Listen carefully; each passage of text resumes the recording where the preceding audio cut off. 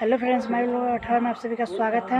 मैं आप लोगों का चाहता समाज सेवक। तो अभी हम पूजा में जा रहे हैं। आइए आप लोग को भी हम शुरू से लेके अंत तक का सब कुछ दिखाते हैं। हेलो फ्रेंड्स, तो मेरे को आते ही सबसे पहले बाल्टी पे नाम लिखने का काम लिखा। तो हम सारे बाल्टी पे नाम लिखे। फिर भाई को देखे कि यहाँ मंडप के आसपास सारे रंगोली लगा रहे थे, जो भाई बहुत अच्छे से लगा रहे थे। तो भाई को देख के मेरा दिल खुश हो गया। तो आइए आगे भगत जी का काम दिखाते हैं हम।